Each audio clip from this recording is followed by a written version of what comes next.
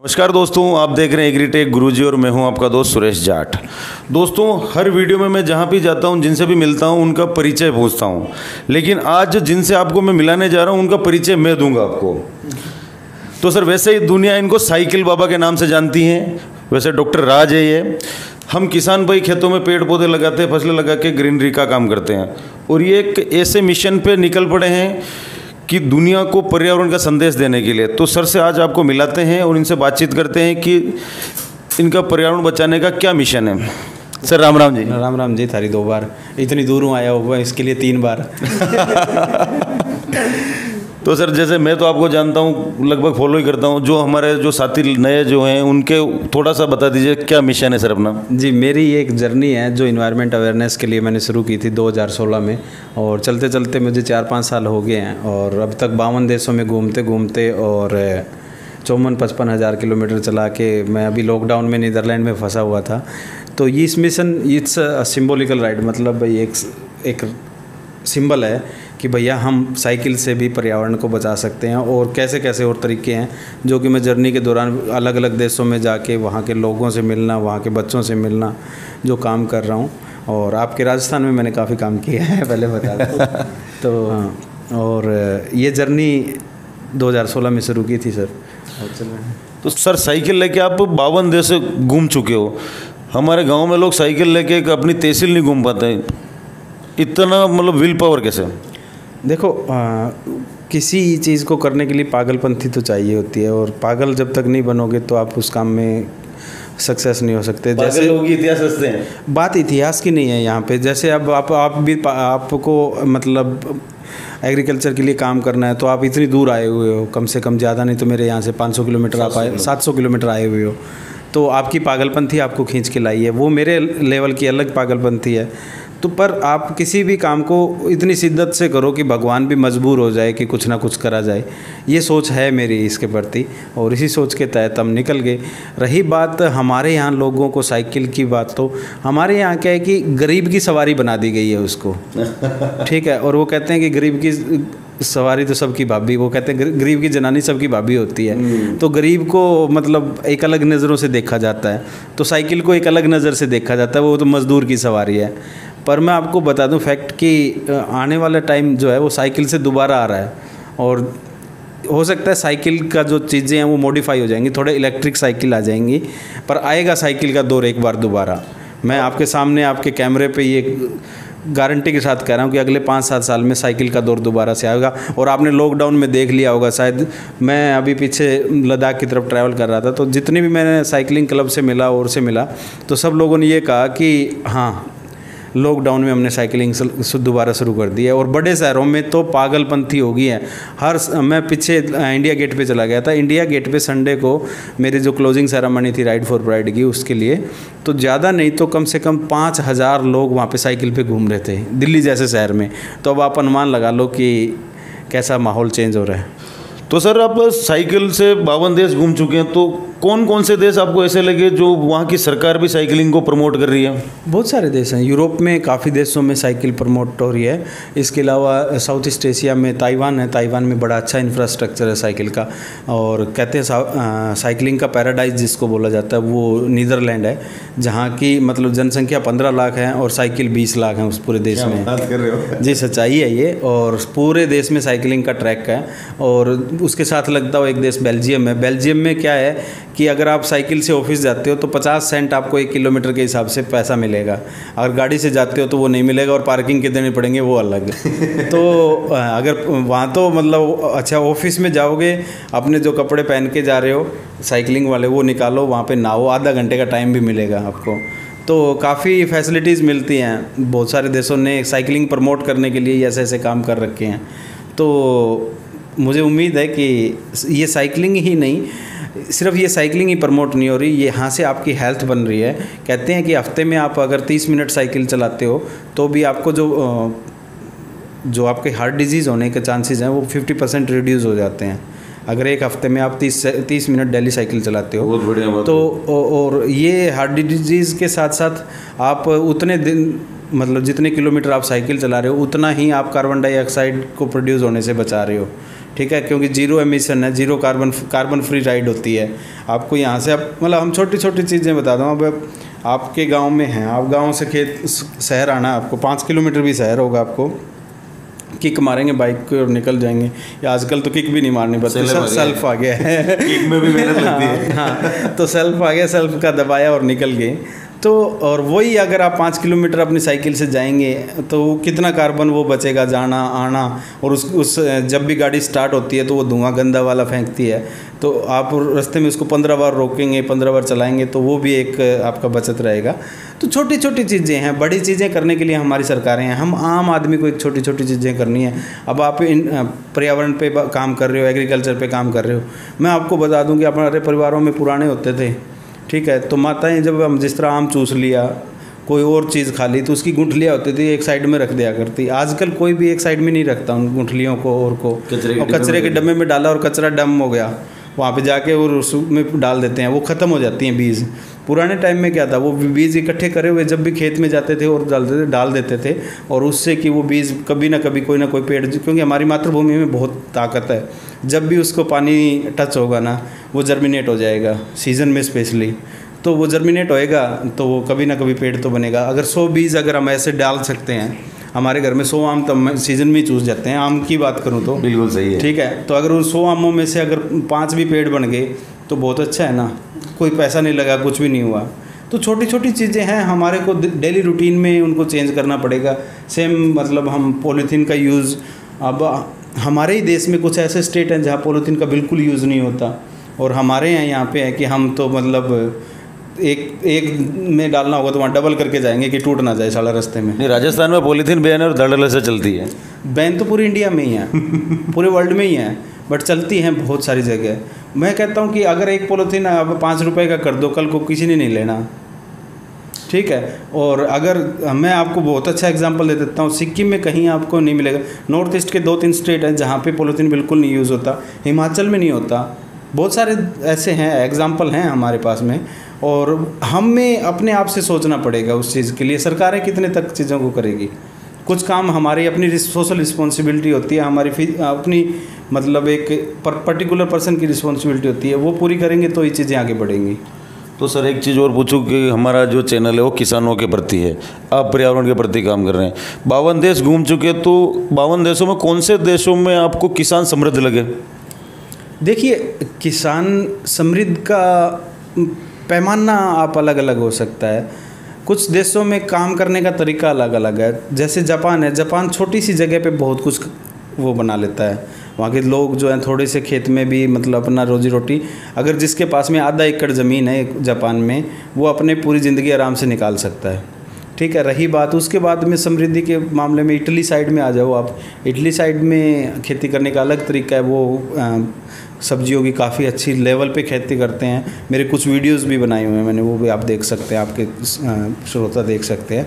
इसके अलावा और बहुत सारी चीज़ें हैं, जैसे आप मैं अभी नीदरलैंड में था तो वहाँ ट्यूलिप की खेती होती है, तो फूलों की खेती भी की जा सकती है। हमारे यहाँ गेंदे की खेती बहुत अच्छी होती है। तो हर तरह का आप अपने पर्यावरण को, अपने जितने भी इन्वायरमेंट के लोग हैं, जितने भी एग्रीकल्चर डिपार्टमेंट के लोग हैं, उनको जुड़ के एक डिस्कशन करके, किसान को वो टाइम आ गया कि किसान को किसान नहीं रहना। अब किसान को अपने लेवल पे एक रटी रटाई जो लीक थी ना, भाई हमारे यहाँ तो 2 होता है भैया, एक बार तो जीरी की फसल लगा दी, फिर गेहूँ लगा दी, उसको छोड़ के और एक टेक्निकली खेती को करने का टाइम आ चुका है। अदरवाइज़ किसान ऑलरेडी बहुत पिछड़ चुका है, बहुत मर रहा है।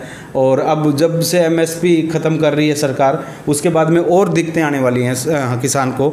तो उससे बचने के लिए उसको टेक्निकली होना पड़ेगा और अपने आप को, अपने बच्चों को कम से कम पढ़ाना पड़ेगा, ताकि वो आगे अपनी फसलों को कहीं मंडी में लेके अपने आप को रिप्रेजेंट कर सकते हैं। किसान अब कहीं रिप्रेजेंट नहीं करता अपने आप को, किसान जाके आड़ती को लग जाता है, आड़ती अपने को चेपता रहता है, वो 3-4 जगह से खाता है। किसान को ये चीज़ भी समझ नहीं आती, ठीक है। वो भोला होता है ना किसान, वो एक उसने मेहनत करनी सीखी है, उसने बिजनेस करना नहीं सीखा। और हमारे यहाँ तो कहते हैं, बोला गुड़ की बेली दे देगा, गंडा कौन दे, ठीक है। तो वो बात है भाई, मतलब उसको गन्ना देना मुश्किल हो जाएगा और वो पूरी सारी अपनी पूरी फसल है वो गिराता है आड़ती के, ठीक है। तो इन चीज़ों से उभरना पड़ेगा हमें। और किसान सही में बहुत सारे देशों में बहुत पिछड़ा हुआ है। अपने से भी हमारे जैसा ही हाल है कुछ देशों में। नहीं तो जहाँ के मतलब सरकारें, आपने तो बाहर घूमते ही रहते, देखा होगा ऐसी कोई सरकारें हैं जो किसानों का बहुत साथ देती है, उनको सब्सिडी देती है या उच्च कीमत दिलवाती है? जी है, यूरोप में बहुत सारे देश हैं जहाँ पे हेल्प करती है किसानों का, और किसानों को स्पेशल सब चीज़ों में मैंने बताया भी होगा एक जर्मनी के वीडियो में मेरे कि किसानों को कैसे सपोर्ट करती हैं। और एक मेरा इटली का एक वीडियो है स्पेशल, वो मैंने वहाँ की फार्मिंग के ऊपर वीडियो बनाया हुआ है, वो ज़रूर देखना जो भी भाई मेरा दर्शक देख रहा है। मैं मतलब अपनी प्रमोशन के लिए नहीं कर रहा हूँ, पर उसमें उन्होंने फार्मिंग का एक हाई स्टैंडर्ड जो है ना कैसे मेंटेन किया हुआ है, वो एक बार ज़रूर देखना। हो सकता है आप अपने मतलब चैनल पे उस वीडियो का स्पेशल बिल्कुल आप मेरे चैनल से उठा के आपके चैनल पे डाल भी सकते हो, मुझे उससे भी कोई दिक्कत नहीं है, क्योंकि मैं यूट्यूब पे पैसा कमाने के लिए नहीं हूँ। मैं बिल्कुल, मेरे को पता है।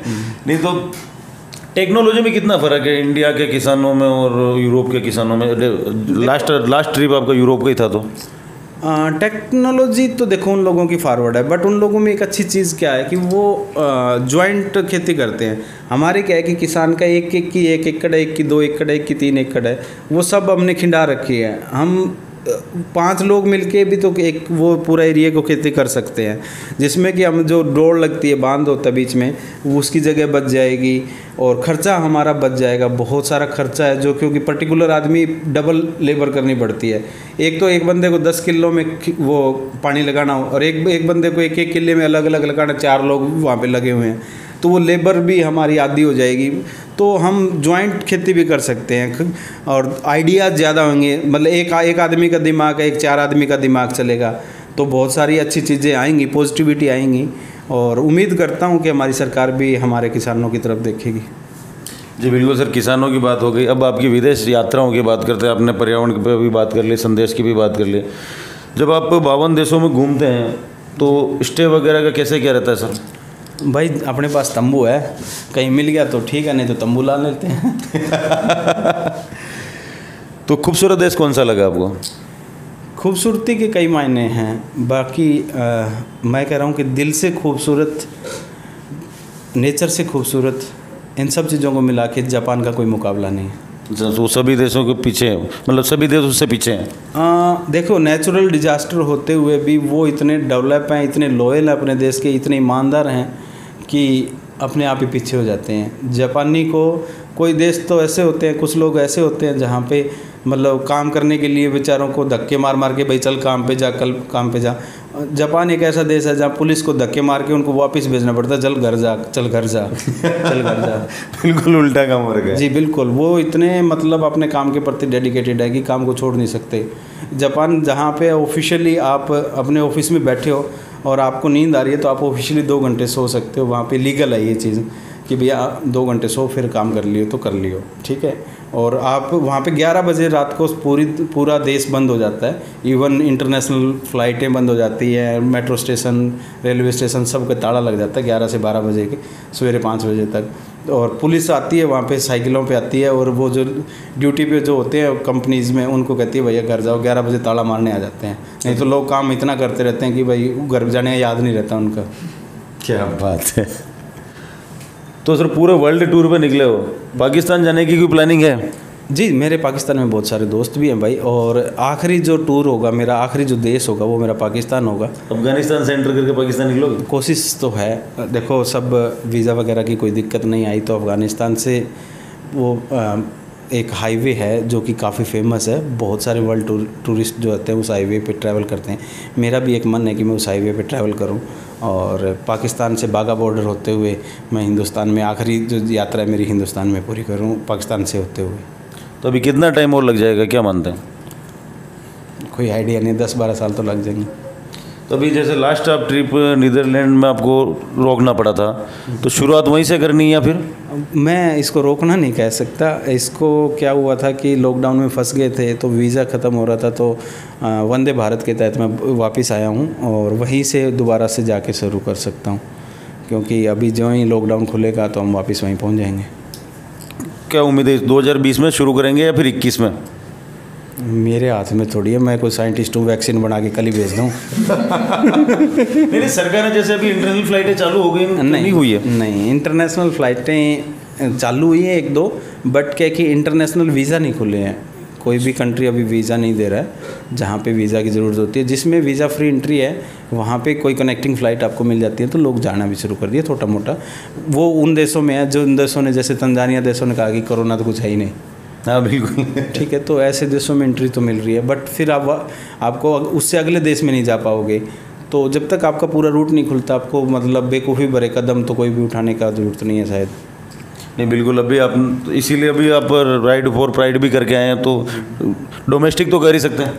हाँ, डोमेस्टिक मैंने पूरा भारत पहले कर चुका हूँ। मैं 2016 में सबसे पहले मैंने अपने देश को ही कवर किया था। मैंने अपने देश में बहुत सारा 8 महीने के करीब मैंने ट्रैवल किया था। और ये जो लद्दाख वाली सीरीज़ थी मेरी, ये बची हुई थी मजबूत। उस टाइम में कोई पंगा हो गया था, मैं उधमपुर से मुझे वापस आना पड़ा था। और एक मेरी मन की दिली ख्वाहिश थी कि मैं ये जर्नी करूँ जो इंडियन आर्मी को डेडिकेटेड थी, तो वो मैंने पूरी करके अभी मैं पिछले हफ्ते ही यहाँ पे आया हूँ। तो भगवान ने चाहा तो कुछ और करेंगे, कुछ और एक मन में प्लान है कि नर्मदा करें। नर्मदा की एक परिक्रमा पूरी, जो कि मध्य प्रदेश का और गुजरात और आपके आसपास से निकलते कहीं आस पड़ोस से। बिल्कुल, आओ सर, मोस्ट वेलकम। जी धन्यवाद आपका। तो सर, आप पूरी दुनिया घूम रहे हो, आपने हर जगह किसानों को देखा है, टेक्नोलॉजी देखी है, वहाँ की सरकारें देखी, तो उन सभी चीज़ों को मिला के आप हमारे किसान भाइयों के लिए क्या संदेश देंगे? देखो भाई, मैं खुद एक किसान का बेटा हूँ और मुझे संदेश देने की नहीं है। मैं अपने भाइयों से, अपने बुज़ुर्गों से एक रिक्वेस्ट करूँगा कि देखो, सरकारें हमें अलग तरीके से ट्रीट करती है। हम क्या हैं वो हमें शो करना पड़ेगा, हमें प्रेजेंट करना पड़ेगा। आज किसान इतना सक्षम है हमारे देश का कि वो कुछ कर सकता है। अपने बच्चों को पढ़ाओ, आप पढ़ो, और नई नई टेक्नोलॉजी आ रही है उनका फ़ायदा उठाओ, नई नई खेती आ रही है उनका फ़ायदा उठाओ, और नए तरीके से खेती करना सीखो ताकि हम सक्सेस हो पाएँ। कि वो एक जो चाल थी, सरकार क्या कर रही है, अब भी हमें सिर्फ गेहूं और चावल पे लपेट रही है या फिर बाजरा सरसों पे लपेट रही है। हम उससे कुछ अलग जा सकते हैं। ठीक है, हम पानी का यूज़ प्रॉपर कर सकते हैं, पानी का कलेक्शन कर सकते हैं, ड्रिप सिस्टम कर सकते हैं। तो छोटी छोटी चीज़ें अपने एरिए के अकॉर्डिंग किसान को बदलनी होगी। सरकारों के भरोसे बैठना हमारा काम नहीं है। हमें अपने आप को इतना, मतलब खुद ही को कर बुलंद इतना कि खुदा भी पूछे कि तेरी रज़ा क्या है। मैं किसान से यही बात कहूँगा। तो सर, हमें टाइम देने के लिए और हमारे किसान भाइयों से बातचीत करने के लिए आपका धन्यवाद। आपका भी बहुत बहुत शुक्रिया इतनी दूर से हमारे पास आने के लिए। सर, आप भी तो पूरी दुनिया घूम रहे हैं, मैं आपके पास आ गया 700 किलोमीटर, क्या वो थोड़ा ज़्यादा थोड़ी किया मैंने। शुक्रिया जनाब। तो दोस्तों, उम्मीद करता हूँ वीडियो आपको पसंद आया होगा, और आप ये बात कमेंट करके बताइए कि साइकिल बाबा को आज से पहले कौन कौन जानता था। वो सारे लोग कमेंट करके नीचे बताना। और इनके चैनल पे जाना है तो डिस्क्रिप्शन में लिंक मिल जाएगा, आई बटन पे इनके वीडियोज़ के लिंक मिल जाए। वहाँ जाके आप विदेशों में कैसे खेती करते हैं या ये विदेश में कैसे घूमते हैं, इसके बारे में विस्तृत जानकारी प्राप्त कर सकते हैं। और इनके चैनल को सब्सक्राइब करना ना भूलें। सर, मेरे चैनल को सब्सक्राइब करने के लिए बोल दो भाई जी। अच्छा लगे तो कर दियो, नहीं टाल कर दियो। धक्के से किसी को सब्सक्राइब नहीं करवा सकते। अगर आपको कंटेंट इनका अच्छा लगता है तो ही करना भाई। बाकी सब्सक्राइब से कोई वो नहीं होने वाला। पैसे किसी को नहीं बनते, पैसे पूछे तो आजकल यूट्यूब खा जाता है अपने आप ही। पर चीज़ों को सीखना है। अगर आपको सीखने की लालसा है, आपको किसान से रिलेटेड चीज़ें चाहिए, तो आप इसको सब्सक्राइब कर सकते हैं। मेरे को करो ना करो मुझे कोई फ़र्क नहीं पड़ता। नहीं, अगर विदेश देखना है आपको, विदेश में कैसे लोग रहते हैं, तो इनके चैनल को सब्सक्राइब करना ना भूलें। जी धन्यवाद आपको इतना बड़ी बात बोलने के लिए। अरे ऐसी तो चलो दोस्तों, उम्मीद करता हूँ वीडियो आपको पसंद आया होगा। कमेंट करके जरूर बताना, और मिलता हूँ बहुत जल्द एक नए वीडियो में। जब तक के लिए जय जवान जय किसान।